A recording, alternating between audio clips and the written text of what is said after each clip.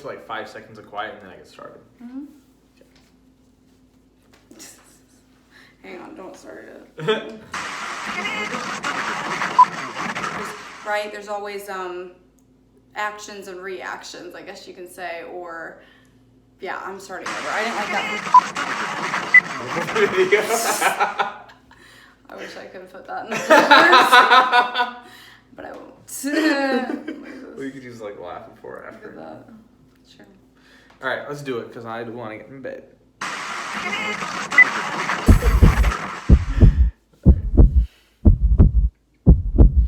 Hi, welcome back to our YouTube channel. I'm Laksh. I'm Maggie. And today we're going to talk about narcissists and empaths. Ooh. The tendencies, the childhood traumas that they can come from, and what we can do to surpass those challenges. So Maggie's going to get us started. Yes, so balance them, right? So empaths and narcissists. Let's start with empaths. So empath is simply not being in your own frame. And whether you're an empath or a narcissist, it 99% of the time starts back from childhood. So if you are, around abusive parents you can't trust, parents that make you have low self-worth. These are the 3 symptoms, core wounds, right? The symptoms would be becoming an empath or narcissist. And once again, the empath is simply just not being in your own frame. So one example of many are, I had a dad who yelled at me or a mother who yelled at me. And so you had to read those emotions of your parents to either tiptoe around them, try to make them feel better, but that is being outside of your frame. Because once again, you're trying to observe people, you're trying to read them, you are totally just worried about and trying to fix everyone else rather than bringing that energy back inside of you within and ask, how do you feel today? What do you want to feel like? Is my dad treating me okay? And once again, we're so young when this usually starts, like literally it's actually age 1 through 7. Yep. You typically have gone the empath route or the narcissistic route by age 7. Like you just learn subconsciously ways to cope and deal with trauma. And once again, empaths, you are just simply out of your own frame. So figure out what your childhood trauma was. And even if your childhood was perfect, right? You have the perfect parents. Well, sometimes that can make you have a low self-worth because their parents, you're always trying to live up to that expectation. So that is trauma. That is a type of trauma, no matter how big, how small. We all do go through trauma, no matter who we are.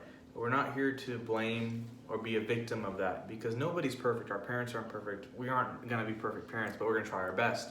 We're not going to blame anybody, but we take whatever our challenges are, identify them, and learn how to work with them. That's what we're here to do. Yep, just balance out your emotions. Like being too much of an empath is bad and being too much of a narcissist is bad. And we'll get into narcissism later, but people think that's like the worst thing ever, like that word is terrible. It is literally just a subconscious thing you develop from when you're a kid, right? Just how to deal and cope with life. And so once you're aware of it though, whether you're either one of those things or have either one of those tendencies, you can easily become aware, reflect, and heal from that childhood wound that caused that pain, that imbalance in your life, and just go, you know what, I'm gonna be inside my frame as an empath, or we'll get into this later, or I'm going to try to be a little bit more in other people's frame if I'm a narcissist. Yeah. So we'll go into how to improve empaths, and Laksh will take away with that. Yeah, so as an empath, as Maggie was saying, we're really just focusing on everybody else, their feelings, their tensions. We're never really in our really own body. So the biggest core thing to fix on is be in your own frame. Understand yourself, who you are, what's going on in here. Take some time, as Maggie does every night, like to journal, to write it out. Or as I do in the morning, just to talk to myself, or during my drives, just have an inner dialogue with what's going on with me. I find that helps put ourselves back in our frame. It's not like we're trying to think less of others, but we're really trying to understand what is Laksh going through today. And do that every single day. And this is like a muscle. It's not like an on and off switch. It's really like a muscle. You have to train this muscle. Think about ourselves. The more and more you do it, the more natural it will get, and you'll get very talented at it. You'll be able to think of others as well after thinking of yourselves, because you got to come first. You cannot help others if you can't help yourself. So help yourself first, and then we will move to helping other people. So, you guys know, journal, write about it, talk about it with a friend or parent after you have the dialogue with yourself, and learn the tendencies and what you're doing and what you're not doing. So subconsciously, empaths should be doing affirmations like, I am in my own frame. I am worthy to feel my emotions. I am worthy to put myself first. I deserve to put myself first and do things for myself and others. Like, this does not mean, obviously, and if you're an empath, you can't just switch to not be empathetic towards others. You can't. Like, good luck if you're truly an empath. But like, it's a balance. That's all it is. So once you start, doing these affirmations, journaling, asking yourself, how do you feel? How do the people I'm around make me feel? Right? Like, not when you're in the room with someone, how am I making them feel?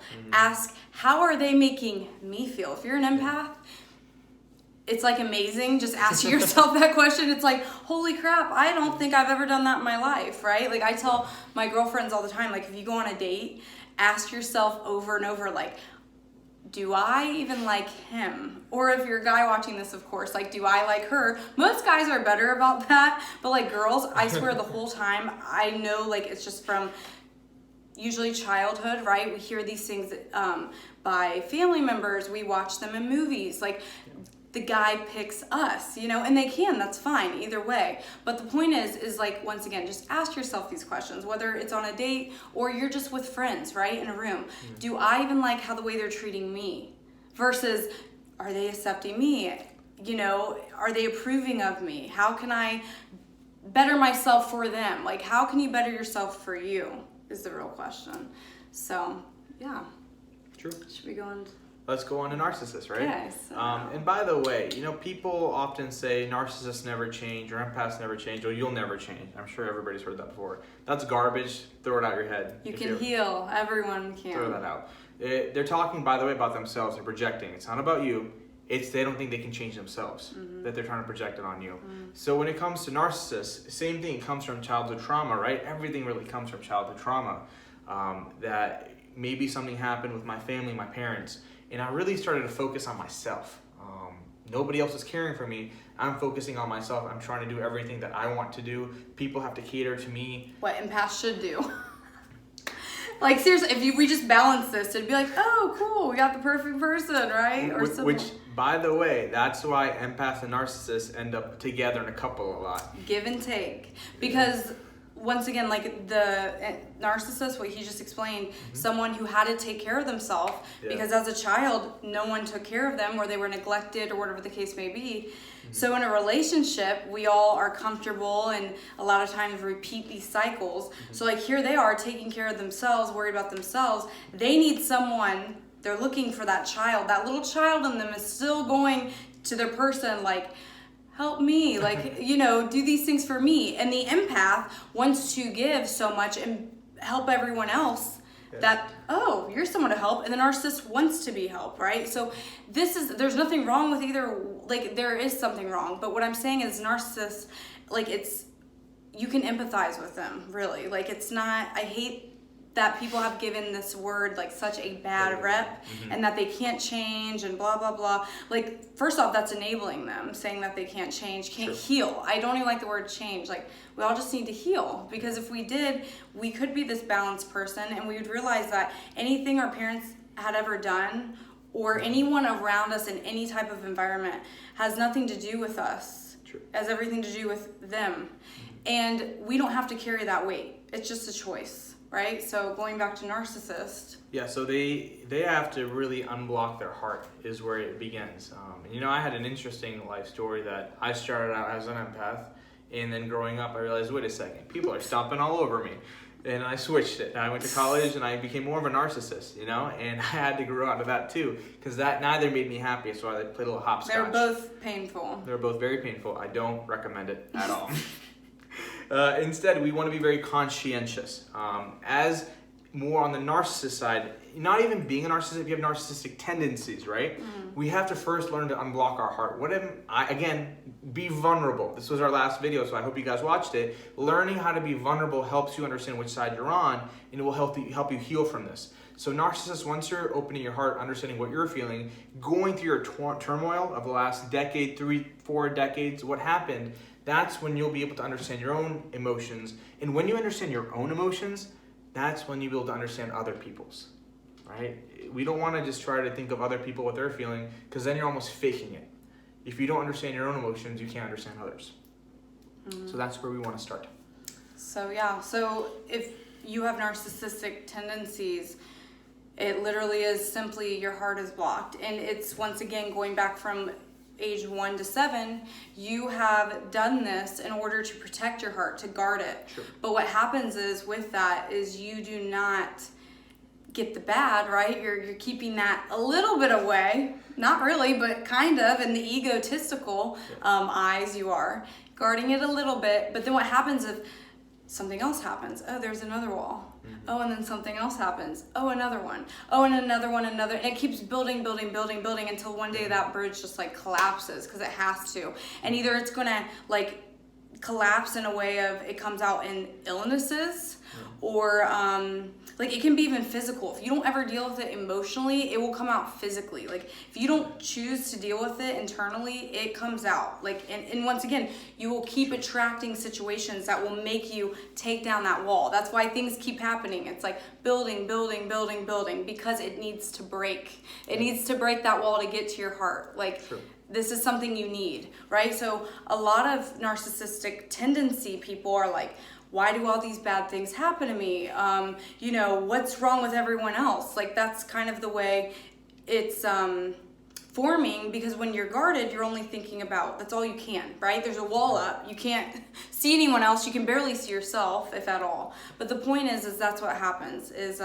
you're kind of blocking out the bad, but for me, the most important part about this is you're blocking out the good. You're blocking out both. So like you're really just not happy. You're not even really feeling. You're not alive. You don't really even feel alive. So don't block your heart. I promise. Like your emotions are so important. It's what guides you. It is what emotions helps you, helps life. Yourself. Yeah, it's spice. I mean, if you want to eat bland food all day long, be my guest. But I don't think that's too fun. But it's, also get yourself a nice partner who can make you aware of certain things that you do sometimes, It does help. I try my best to grow. I try my best to improve, but I have blind spots. We all do. So I'm grateful for Maggie she points out that this is a tendency you have.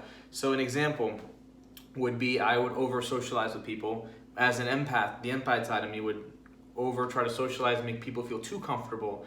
And Maggie's like, this isn't who you really are. What are you doing? And I'm like, oh yeah, you're right. So I had to change that around. But it helps to have someone in your life that can help you become aware. After that, it's all on you to change it, to get it done. They can't do that, but they can help you become aware. Exactly. So an example for me would be, well, since I am more an empath, it's kind of the same thing as him, really. It's like, you're a people pleaser, and it's just, you're not being authentic to yourself. And that's really all we're trying, whether you, once again, either way, empath or narcissistic. It's really just understanding that and going, well, I can be open with myself. And because once again, empaths too, you're running from your emotions, right? You're really not being open with yourself. Yeah, you have all these emotions, but you're open with everyone else, like not yourself. Like you're running from it. You're chasing after this person's emotion or that person. And you're narcissist, you're just blocking it. So that's really all it is. It's really simple. It's a choice to be aware of this and get better and balance, right? Like you don't want to be a full-blown empath and you don't want to be a full-blown narcissist, right? You just want to be aware and do the best that you can. That way your kids don't have to grow up going, okay, I either need to, run after Prince Charming to save me, or I am Prince Charming and I'm the best thing out there and good luck to anyone. It's both ways. So like you just want to be balanced, know yourself, know your emotions, know you're worthy of that. That way, once again, your kids will know it. That to me is just like the most important. It's all just to prevent childhood trauma from happening again. Let's like stop these vicious cycles, right? And you know, if your kids start to go one direction or the other, because you got it, you coached it out of yourself, you'll be able to help them coach it out of it too. Yeah, inspire them, right? That's the best thing we can do is just inspire. So it doesn't matter if your kids are 20, and once again, it starts with you. That's all you can do. Control's an illusion. You just can do the best and try to inspire children. Like, and even if you don't have children, right? Like, just try to inspire, especially the innocents, because I feel like that's the most important thing on this earth. So, but yeah, if you guys have any more questions, just comment down below. We will answer them. But yeah, so I hope you guys enjoyed. If you could, please like, subscribe, and share. We greatly appreciate it. Thank you guys. All right, I'll see you next week. Peace, love, namaste.